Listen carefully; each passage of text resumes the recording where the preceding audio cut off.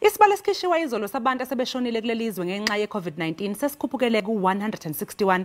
Lesibalo senyuke ngabantu abayisishagalombili. UNgqongqoshe wezempilo uDokotela uZweli Mkhize umemezele lezibalo emahhovisi eThuba Holdings eKrammerville eGoli lapho uNgqongqoshe wamaphoyisa kade eyokwamukela khona impahla yokuyivikela kwamaphoyisa kuleli gciwane kanye nenye ingqalasizinda enikelwe yinkampani eziyimele.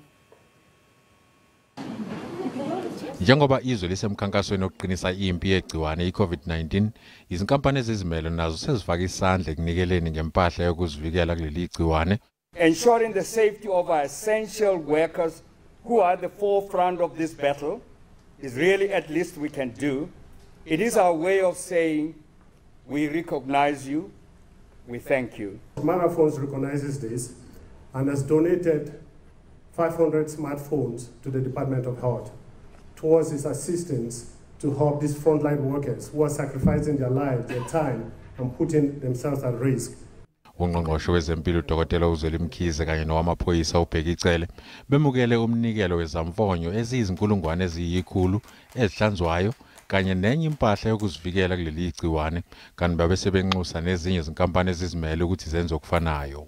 We are not immune to the challenges that are there. Up to this point, we've got 205 members of the South African police that have been infected.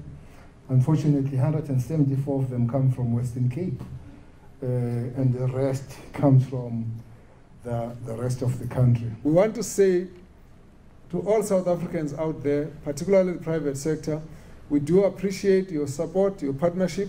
We want to say thank you very much for that. And so, from where we sit, we do want to encourage others to come on board, to be able to give us support on a continuous basis. uDokotela Mkhize uthi ngokuhamba kwesikhathi uhulumeni uzongenelela ezindaweni ezihaqekile ngokwezinga ezihaqeke ngalo, eqinisa kakhulu kulezo zindawo ezihaqeke kakhulu.